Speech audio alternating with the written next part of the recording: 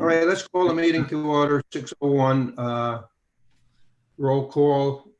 We have Allison, Ben, Gary, and myself, and we're expecting Eric. I didn't hear anything different. We're missing Peter and we're missing Carm. We're both involved with the United Way. I'll explain that in a little while. And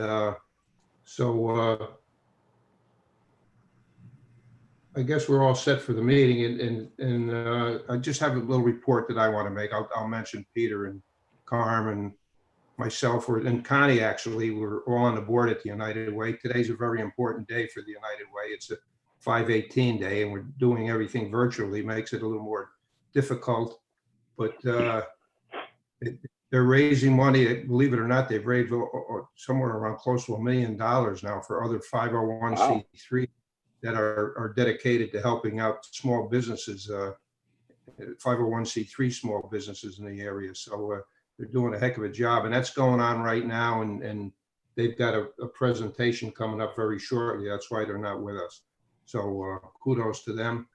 And also to Sean, I want to say thank you, Sean. You've come into this thing in the middle of a big mess, and you've done a phenomenal job. So thank you for that.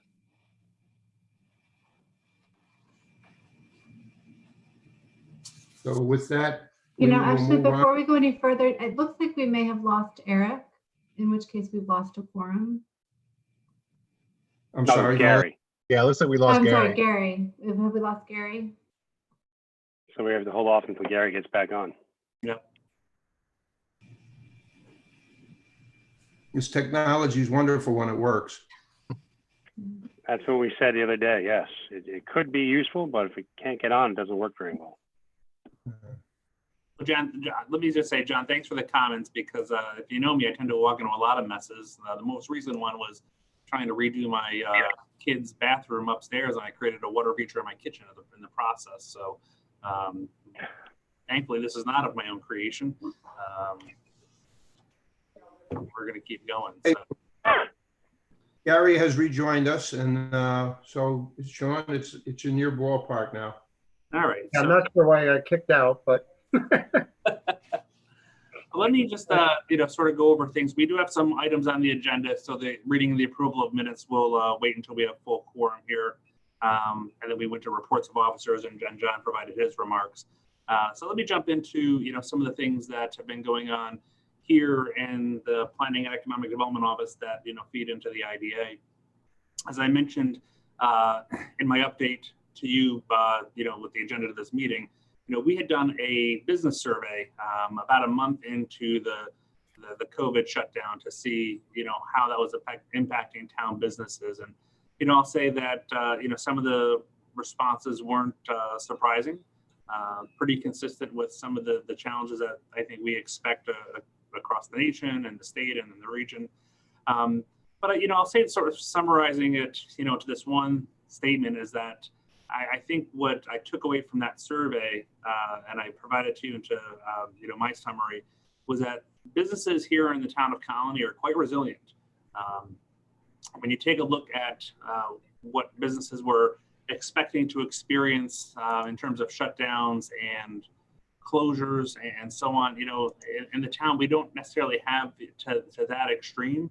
If you give me a second, I'm just going to pull up my notes here. Not as quick working on one screen these days as I'm used to.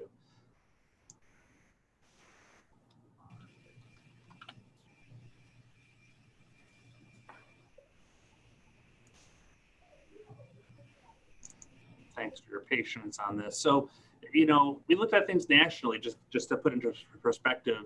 Nearly 1 out of 4 businesses were forced to close temporarily. Nearly 2 out of 5 businesses were expected to close temporarily in the following weeks after the pandemic hit. And nearly 1 out of 2 businesses indicated they could not survive without government assistance. And I think it's that last point that was pretty striking, is that nearly 1 out of 2 businesses nationally had stated that. But here in Colony, what our survey found was that 3 out of 4 businesses thought it was at least possible to remain in business or operation. And so that's where I say that's where that positive outlook certainly comes from. A lot of the other pieces in there in terms of some temporary reductions in employment, the need for assistance under the CARES Act, primarily through the Paycheck protection program, the desire for assistance with grants and loans, which I think that, the CARES Act and the PPP has certainly provided, is pretty consistent. But, going through this survey, the results on their surface suggest that our efforts would focus on loans and grants if we were to do something as an IDA or an LDC. Of course, certainly one of the challenges with being an IDA is our pretty much inability to provide grants or loans. That's why the IDA got out of the business of the loan fund last year. And we have not gotten any additional authority from the state to be able to relax some of those limitations on the IDA side. Certainly on the LDC side, we have some of those abilities, but also the LDC has far fewer assets to be able to extend those types of programs. And so, based on that, I had some initial thoughts and ideas on where we should go if we were to do something, really around two different areas. One was working with our businesses across town in adaptation. Again, in the survey, we found that more than half of the businesses had indicated they did not have a contingency plan or a continuity plan. And so, that carries through across the town. Half of our businesses are not prepared to respond to sudden changes. And so how could we come out of this in a recovery and a mitigation phase to be able to help equip our businesses to respond and to address those sort of contingencies. And the other piece of that too, and I've got to get my hand on some more local data, was talking about local sourcing of products, of materials, of supplies. That was another item that was quite consistent in the surveys, that people had a hard time getting products. Some of those things we're not able to necessarily source here because they're of a special nature. But there may be a different opportunity out there to connect more local business to business opportunities. I was looking at the QCEW, the Quarterly Census of Employment and Wages from the USBLS, to identify some location quotients. And this is where I say we need more granular data, need more town-based data, because at the county level, it doesn't give us a lot of insight. The basic industries in Albany County center around three different areas: finance and insurance, educational services, and then other services that are not public administration. I removed government from that because I think we pretty much know government is a base industry here. But going down there and trying to identify other areas in terms of location quotient, wholesale trade, for example, in the county is very much underrepresented. It suggests that there's actually an opportunity there to be more in the wholesale trade area.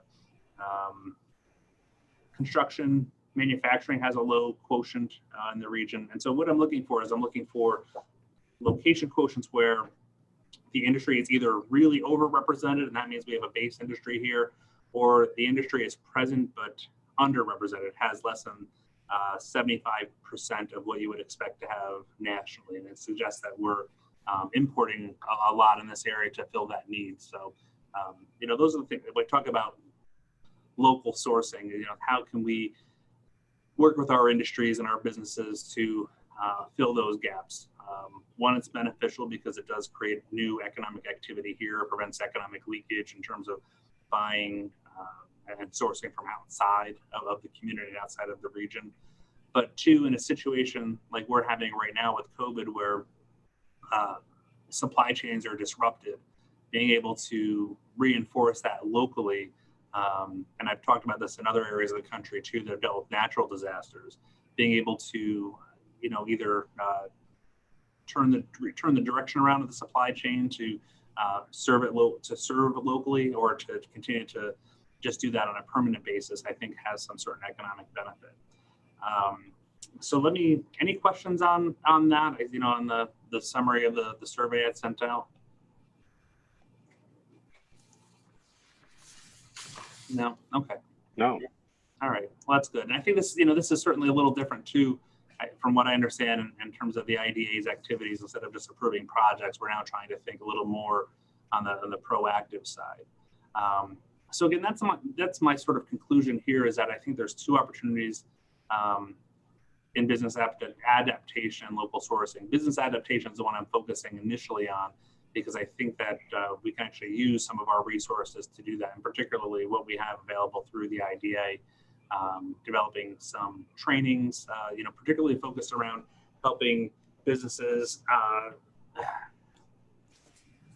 change their method of delivery. So talk about the phases that we're going through right now in New York State with reopening. Retail is going to be at the top end of those, but retail is dependent on curbside delivery. But if you're not set up in e-commerce, or you don't have a way to fulfill orders or work with your customers that way, you're going to be pushed off in terms of opening over time. So how can we help businesses start to address some of those tweaks and modifications that we're certainly seeing at the direction of the governor? Well, Sean, I thank you for taking the lead on this. I know it's something the board's been wanting to do for a number of years, is be more proactive than reactive. And I think the survey is a good step forward in helping us identify what our businesses need and how we can be more responsive to the economic needs of our community. So I thank you for taking that leadership opportunity for us. Mm-hmm. Yeah. Yes, thank you, Sean. Sooner or later, we'll get back to some semblance of normalcy here, but in the meantime, thank you for your work. Yeah. Good job. Well, thank you. So if I could, I'll just, move into the next area because there's a little bit of crossover in all these areas. One is, I think that, in positioning the town for an economic recovery down the road, I think we really need to be proactive in that regard. Now, I will say we're doing this really without an economic development strategy or an economic development plan because of the timeliness and perhaps the urgency in here. Preferably, I'd rather have a plan to put forward and start to work on these things. But I think that, given where we are, I think we can probably have some general agreement on improving some of our external facing assets, our website being one of them, and how we communicate with the public. Like I said, one of the challenges of this survey is we don't have a very deep list for our town businesses. And so we started building that. Actually, that one of the reasons for the survey was to help us build that database and that list of connections. And so now we're weekly communicating with more than 50 businesses around town about what's happening in response to this. Hey, Sean, the supervisor had created probably not 8, 9, or 10 years ago, the Small Business Advisory Group. Right. Was there any connection with that now dormant group that may have some information for you? So the SBAC has not convened in quite some time. My understanding of the SBAC had grown rather dormant. And so there's not a lot to pull from. The last thing I could find was that the group met a number of years ago. I think that's a good, Okay. We'll leave it at that. There could be some opportunity there. Here's my, caution with some of that sometimes too, is that, my experience at the Regional Planning Commission, my experience at the college is that we have committees and councils that sometimes distrain our businesses for their time. There's no shortage of committees and groups to be involved in. I think you probably can all attest to that in terms of where your time is pulled from. I think what actually would serve us best is establishing a formal business retention and expansion program here in the town. That includes, getting some resources, some data, some information. It could involve buying a lead list of our businesses in town just to get the contact information, because the time alone in trying to harvest contact information from the number of businesses we have here, wouldn't be probably worth the time. It would be much more worthwhile to go out and source that data and information. Our website, for example, we put a lot out there on the website about our requirements relating to the ABO, but we don't have a lot out there to really sell folks on Colony. Why business should locate here in the town. I think we have some improvements to make there. I think that even our look and feel doesn't really communicate too much, if I can, be so blunt to say that. We use the town seal for a lot of things, which is great for official documents. But people in the marketing arena would probably suggest to you that a town seal is not a marketing device. And I think that's why if you take a look at New York State, for example, there's the whole State of Opportunity campaign, and we can probably debate the merits of that. But what it had done was taken away marketing the state from this official seal-based approach and gave it its own identity, a basically understood identity. So there's a lot of things to pick from here, a lot of directions to go down.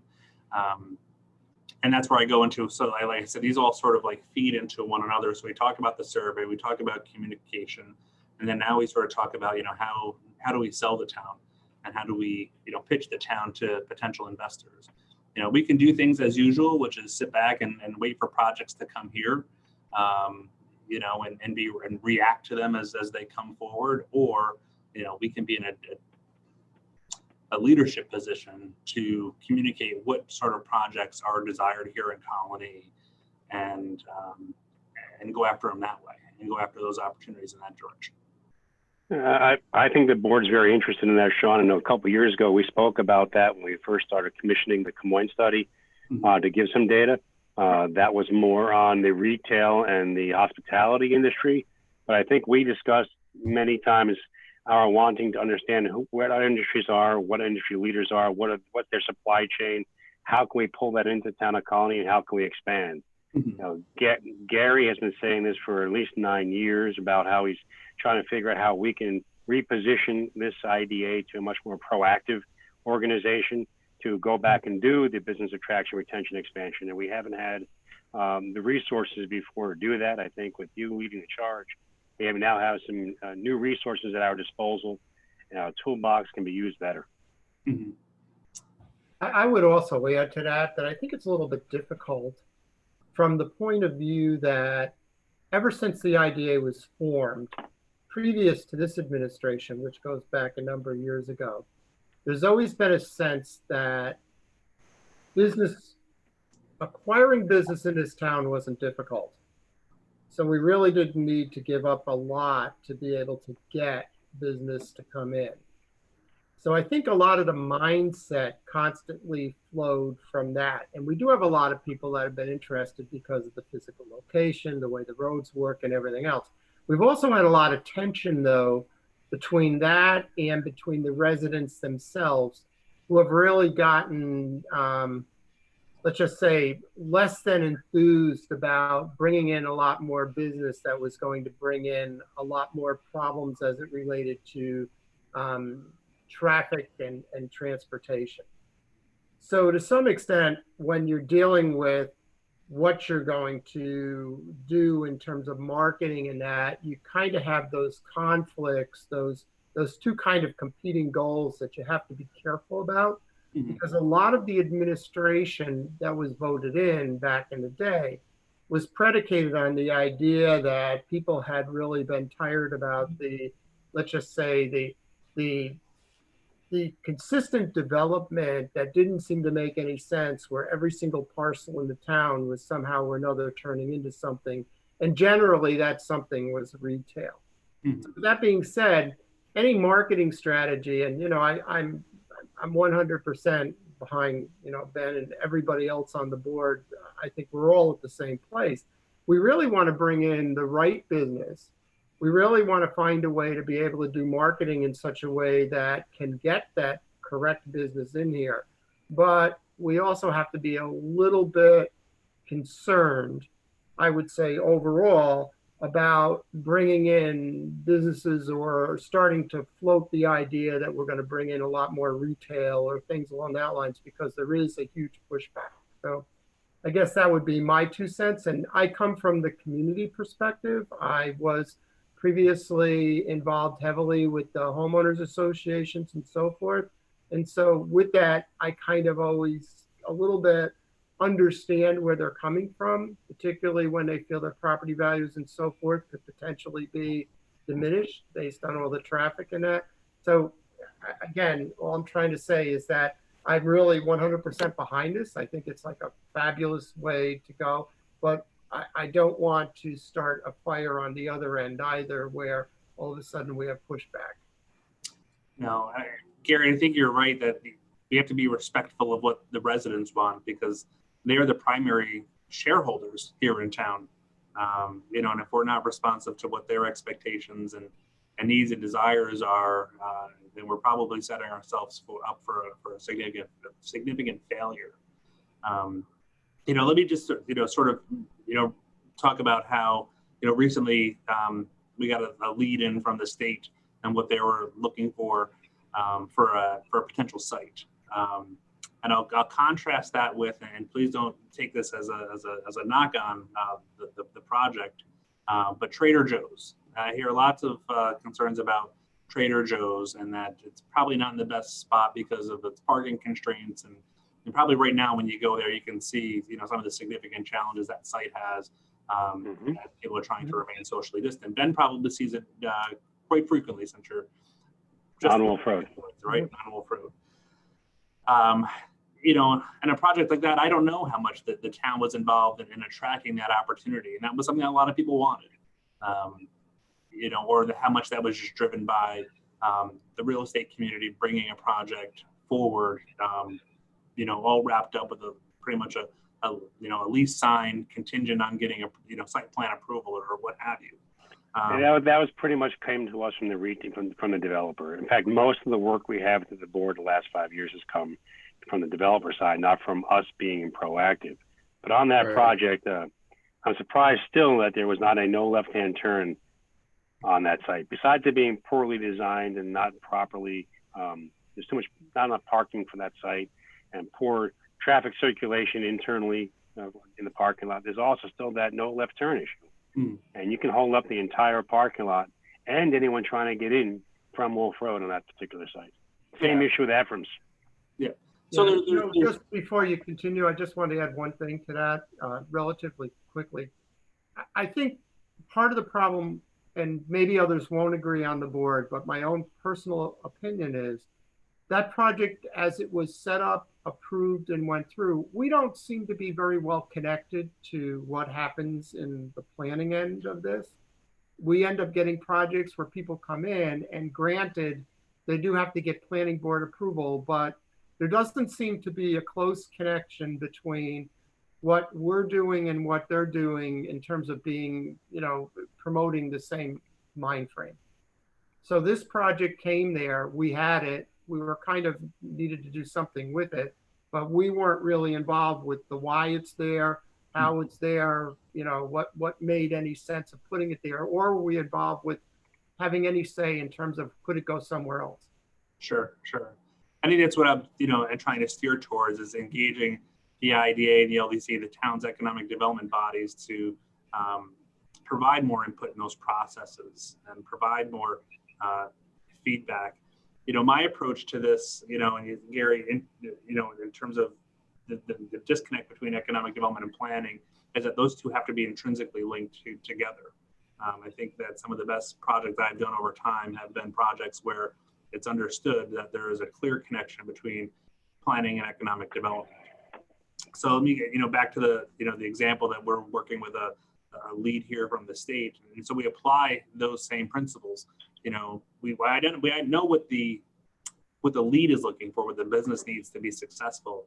And so we try to match that up, not just with any old site in town, but with a site that has the right transportation behind it, has the right zoning behind it, has the right surrounding land uses behind it, that is responsive to some of the subtext that the project lead is looking for. You know, one of those was the ability to, if they had a retail opportunity, that they could be close enough to make something happen. You know, so that's, you know, where I think we'll start to pivot and go sooner than later. But, you know, again, being out in front of this and being proactive and not just sitting back, because I think that's the challenge here. And I think that's a bigger sort of regional issue, being the state capital, is that people think, well, we're the state capital, the capital region, that is, that we're going to have activity. We don't really feel slumps necessarily as bad as other parts of the country. You know, when going gets tough, it's not too bad. You know, and I think that's sort of where we've gotten to in our mindset, is that, you know, we're okay it's like you said, it's acquiring business in town isn't difficult, but are we getting the right mix of businesses in, and then to the further point that the tension with residents, the question is there too much retail, that feeds into, do we have the right mix? Are we attracting, are we proactively attracting what we want, or are we just simply responding to who's coming to us? I agree.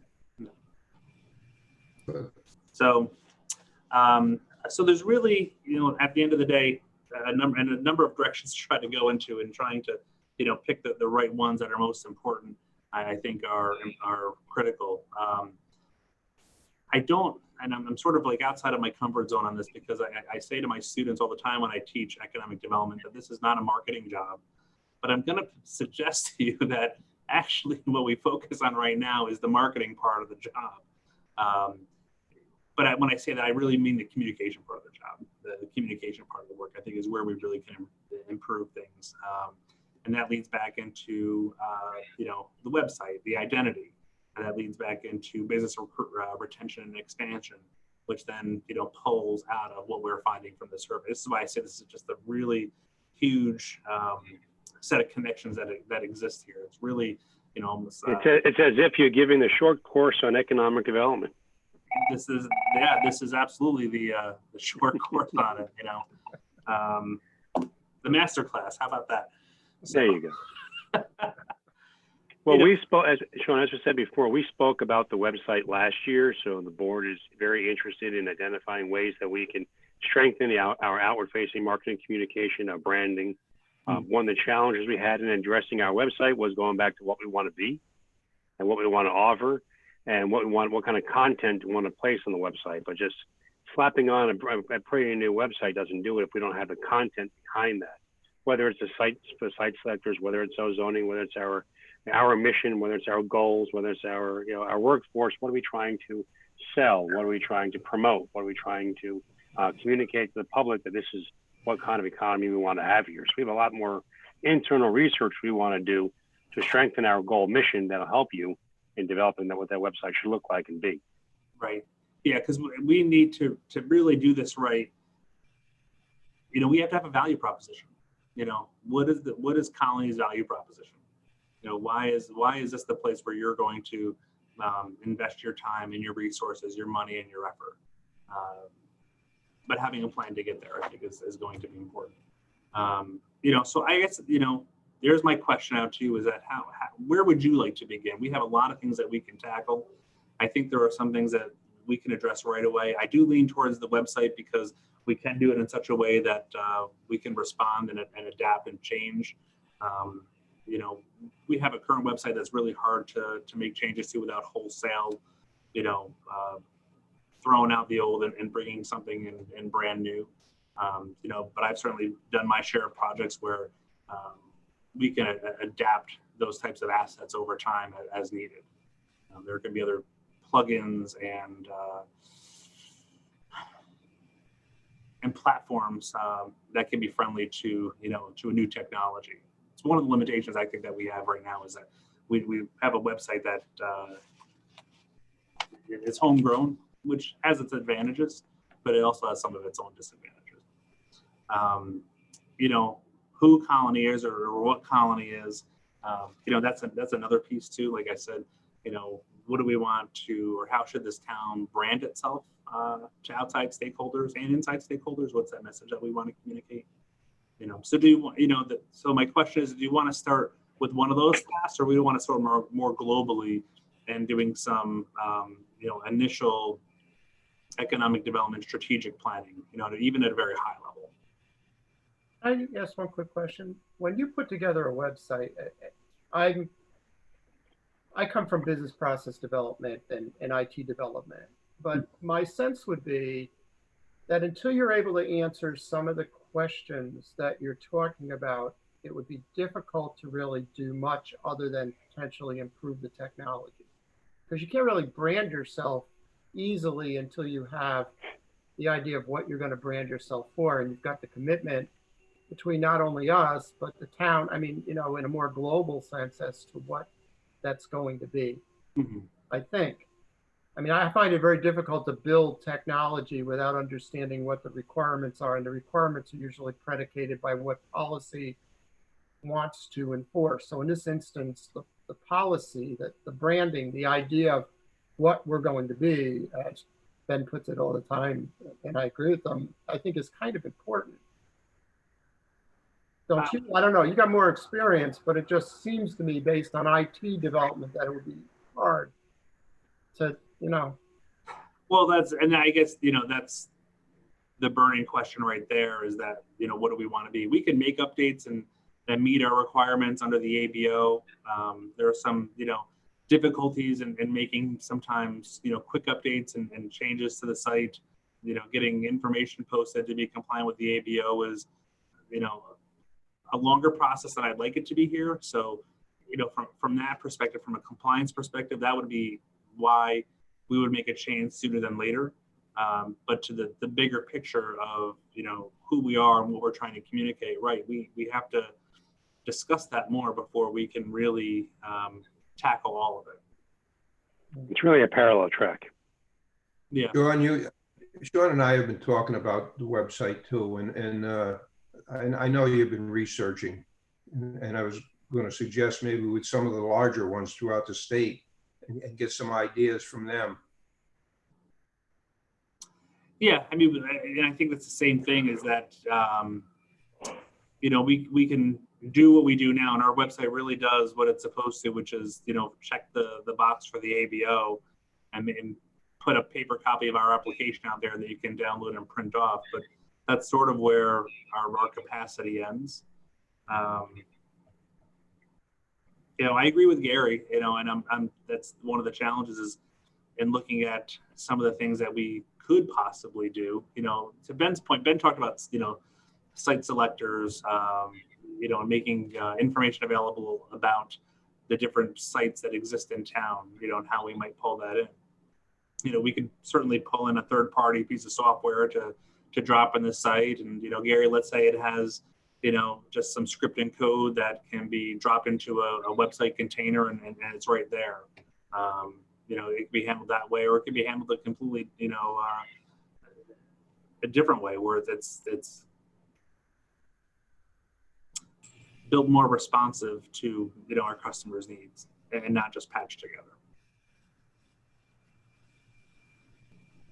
So when we listen to Governor Cuomo on TV, he constantly talks about taking this opportunity to kind of reinvent yourself, so to speak, right? So that one, I mean, you can correct all the things that probably need to be corrected, which have become abundantly clear, as well as creating something better out of what it is that we've got. Again, I guess my sense is, and we can do it in parallel tracks, and I think the idea of maybe improving the technology and so forth, and I can see the idea of putting up like sites and that, because to some extent, if people find it easier to sign into what we're doing, but I would want to, at the same time, hopefully try to put something out there that helps us attract what we want to attract, and maybe come up with programs or underpinnings that enable that to happen. I don't think the world's going to look the same when we come out of this. I don't think we really want to kind of necessarily make it look the same either, or try to make it look the same, but maybe we're working with business and working with economic development and so forth, come up with something that's more resilient, that maybe improves us overall. I think more people will be working from home, so maybe there's an opportunity to offload some of the traffic. I mean, I'll tell you, it's a pleasure driving through this town now. Of course, nobody's on the road, but my only point of saying it is that maybe we can use this as a springboard to try to get us to where we want to go and to bring us closer together with all the things that need to happen to get, to kind of help with the branding and so forth and so forth. I know I'm saying that kind of high level, but I don't exactly know what steps would need to be taken, but it seems to me that would be the vision. That would be where we'd want to kind of start to go anyways. Well, I think that we should, move on a little bit in a couple minutes, but I think I'd like to ask Sean to outline out what he thinks a business retention, attraction, and expansion model would look like, because that BREA is what we're going to use to promote on our website. You know, we kind of go along two different strands and interweave them both together as economic development. Our IDA can't do cannot provide any assistance to retail, home-based businesses, to people working remote from their homes anymore. It's not what we're spending our resources on, but we can assist in creating an economy or an environment where business can grow. And all business, while our resources are limited to what we're allowed to statutorily, we as an organization can still create that environment where business wants to be. And part of that is the attracting new, expanding what we have, and retaining what we have. Sean's already begun working with the small businesses so we can figure out what we can do to help them retain their employees and eventually grow. And then by identifying with some of his metrics, he mentioned the location quotient before, figuring out what kind of businesses are either missing here or overrepresented here that we can grow off of. These are all pieces that we can begin to build a strategy off and then use the website and our marketing tools to grow it. So I'd like to ask Sean to put a little more meat to the bones for the next meeting so we have some things to chew on and put on our website. Yeah, if that's a consensus to flush out a little bit more of this BREA concept that would then feed into additional efforts. I think that's a great direction to go. I'm happy to start into that. And I think that's Sean, I think that's probably what we need the most. If you were it is. Now, you have within your authority as the executive director a certain threshold you can go spend without our authority, without our approval. We have on retainer Colonies Associates. Mm-hmm. So if you need to purchase any data, any resources to expand what you currently have, you can do that. I think it's $5,000, Melissa. Am I right or wrong? I think you can get $5,000 without our approval, or above that we have to get our approval on. But if there's resources either through CDRPC or through Colonies under contract, go right ahead. We do need more data. It's something we spoke about a couple of years ago with the plan you showed up. It wasn't what we were looking for, at least what I was looking for. I didn't think that I needed the retail analysis. I needed the industry base of what we have today and how we can expand on that. So that's going to help with our retention and expansion. Gary, you're right. What comes out of COVID won't be the same for the next 2 to 3 years. It's going to take that long for the economy to rebound. The part of what we have to identify is how can we address some of those short-term needs for businesses to start them back up again. So Sean's got he's got 25 things he can focus on, but we can only direct him in 2 different directions to begin with. So our parallel track of the BREA and the website are going to be key. Mm-hmm. Sounds reasonable. Unless you have a cloning technology, we can have 5 of you. By the cloning technology, no. To go back to Ben's question, I believe Joe had a $10,000 I think it's 10. authorization limit, but I don't know that we need to do a separate resolution to grant that. I don't know if it was specific back then. It was a long time ago. I think we were, let's go back and take a look at that. I'll have Melissa look at that. We had a threshold in there that we didn't want overspending without our approval. I'm not sure it was up to 5 or up to 10, one of the two. Yeah, I thought it was 5,000, but 10, whatever. I'm sure Chris will figure that one out. Yeah, and I'll keep in touch with Sean as he's working along to make sure that whatever spending is within the limit. Because I don't want to wait 2 or 3 months to get back to have to vote on that. If you need data, I want you to be able to get the data you need to support your outline. Yeah, no, that would be helpful, because I think that's what we really lack right now is good data to analyze this. I mean, right now for me, I can't even give you really a deep economic base analysis because we just don't have that level of data. If you want it at the regional level or the county level, I could tell you that. I think that's what I was telling you in the beginning. There's a whole report that was just approved a little while ago, the Albany County.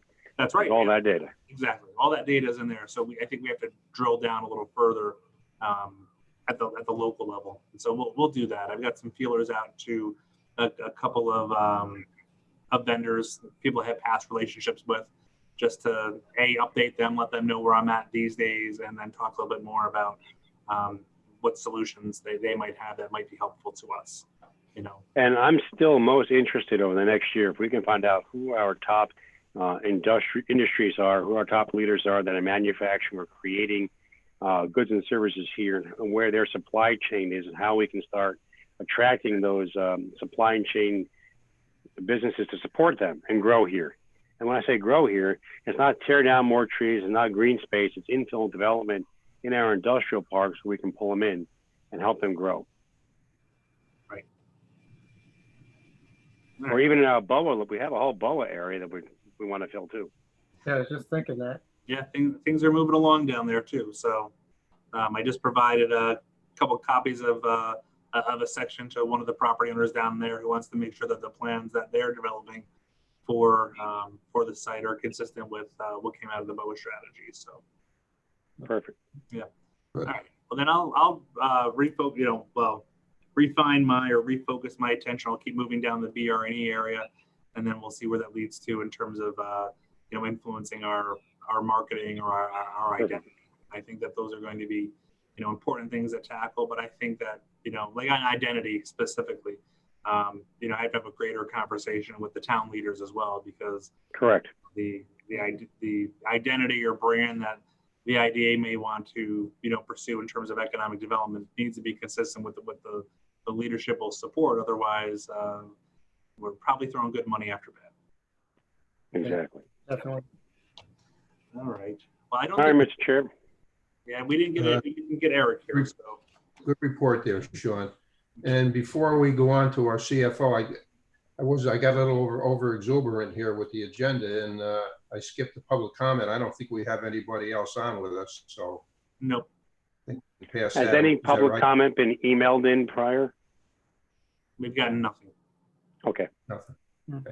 And then I also forgot we need approval of the minutes. So if everyone had an opportunity to review the minutes, if you have any additions, deletions, or questions, anybody? Nope. No. Hearing none, I'll ask for a motion to.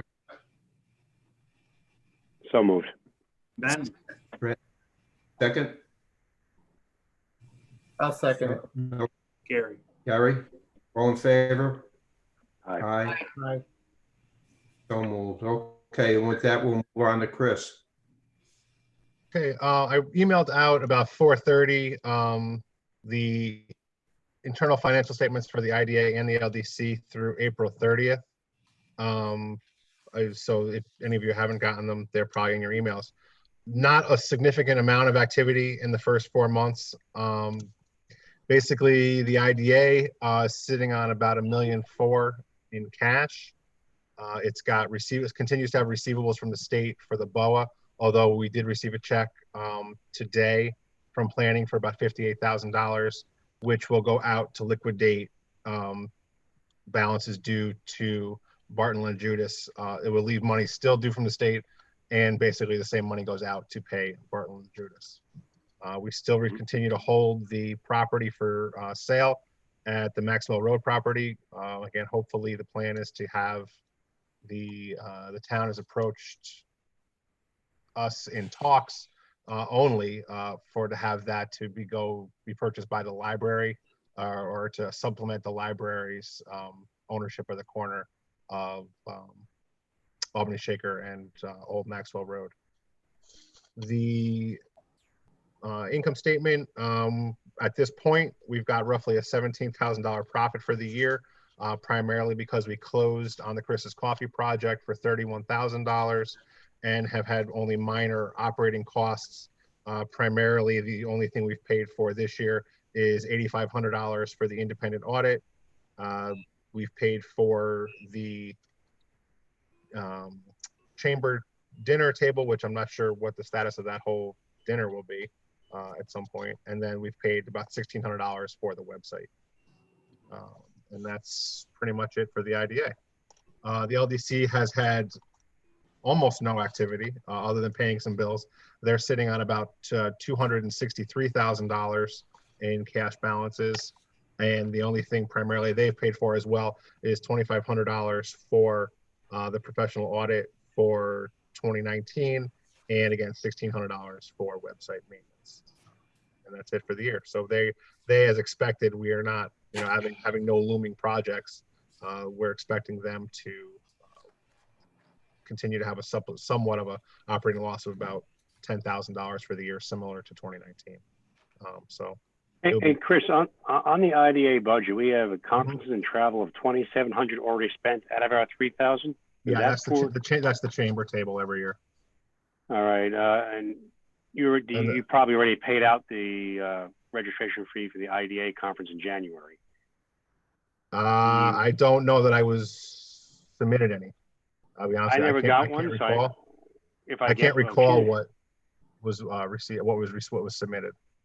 All right. But the problem was gotta remember back in January, that's when, if anything was getting emailed through, that's when the town had the ransomware attack. So we were down from the middle of January to probably the second week of February. So if anything was submitted at that point, it may not have come through. I'll get another copy from Allison over at EDC because I went, okay. So she has to get paid for that. We may need to up that budget, do a transfer, because the May Economic Development Council meeting was obviously canceled for COVID. Mm-hmm. They push it now to the last weekend in August, 30th, 31st. Sean, I have a calendar in front of me. So if you're not on vacation, you should be going to that. And we have to make sure they have a budget for that. Right. I'm wondering, is the chamber dinner still anticipated to go on, or do you think there'll be a refund of that event down the road? Just out of curiosity. I have no idea. I don't know if anybody does. Certainly we can move things. We can do a transfer or increase the overall budget. Right. I know that Joe hasn't gone in the last few years, but I think Sean, you may have mentioned let's put it this way. I've seen you at the economic development conferences in the past. So I think there's an interest. I think the plan was for Sean to go. I think we did some travel conversations about that. Yeah, I think my request to the board every year will probably be to attend certainly the EDC program and one of the IEDC programs, the annual conference, for example, coming up. Right. So anyway, I'm looking at this budget here, Chris. I don't know what our process internally is to make a mid-year adjustment. If it has to go back to the finance committee first and then get recommended back to the full committee, we haven't done it in many years. Typically, I kind of take it on myself, honestly, to keep it budget neutral. If it goes up, then I'll use what the town has always done. They give me authorization at the beginning of the year to make budget neutral transfers. We've kind of done that throughout the reporting. We do kind of budget neutral transfers. If it increases, I would have to bring it back to obviously you guys too. Okay, so I want to make sure I would think bring it back to you. If I'm increasing the budget, I would think you guys would want to have a say. I'd like to make sure that we have a budget allotment for the travel to IEDC, to EDC. I'm going to be going to EDC again end of August, should we be having one. So I'm not sure if many of our IDA members take advantage of the New York State Economic Development Council offerings.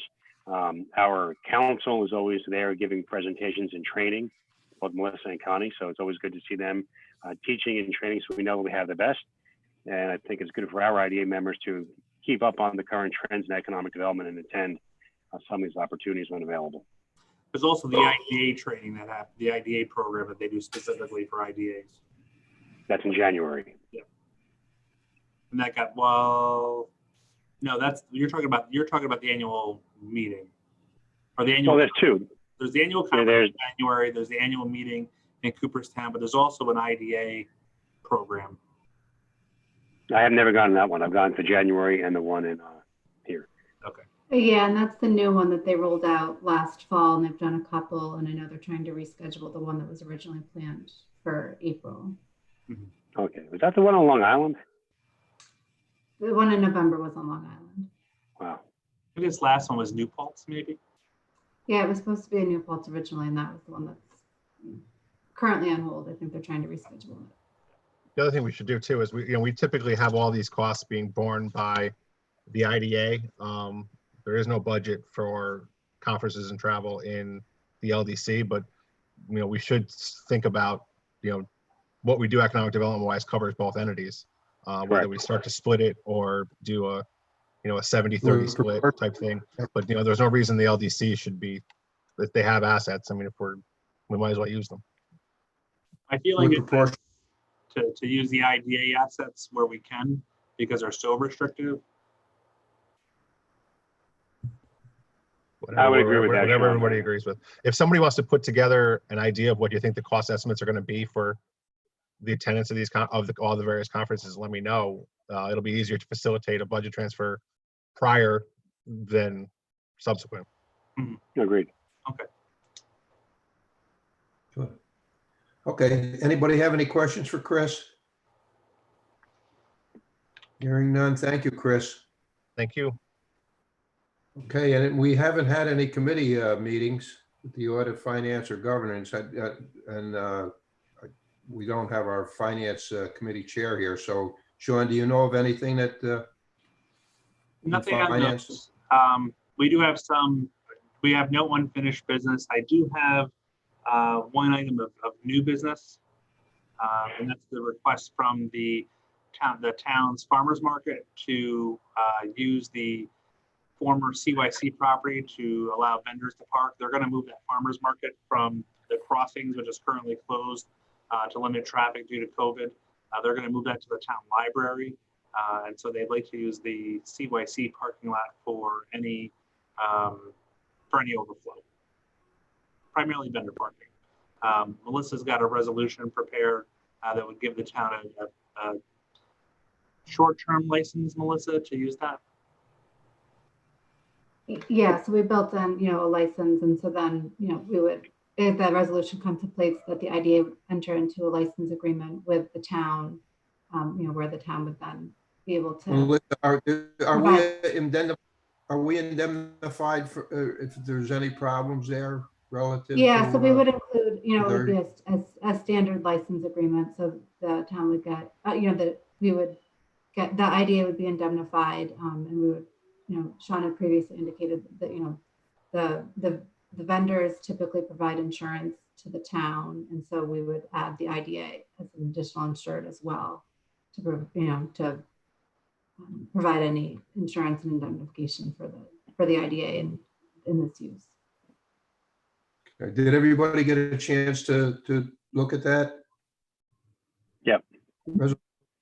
Okay. There's not a lot of parking All right, over there, Eric. by the way.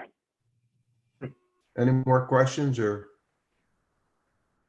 No, I'll ask for a motion. Or just overflow if needed, Ben, because the library is going to be closed on the weekends. Well, it's closed until it reaches its phase of opening, but even then, it looks like it's going to be closed on the weekends. So they've got a pretty substantial amount of employee parking over there that it's just more of an overflow for the vendors if need be. Okay, that's fine.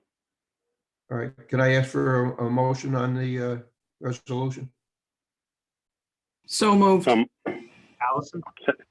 Yep, I'll second it. And all in favor? Aye. So moved. So moved. Okay, anything else that we need to bring up? I don't have anything else. I just appreciate everybody's time on this. I hope to keep you engaged more than just approving projects as they come along. Your thoughts and your insight is tremendously valuable to having a successful and robust economic development program here in town, and I really appreciate it. Well, And thank we're you. looking forward to being a very proactive agency going forward. Great. Absolutely, absolutely. Do we know if we're Thank planning you, on, everybody.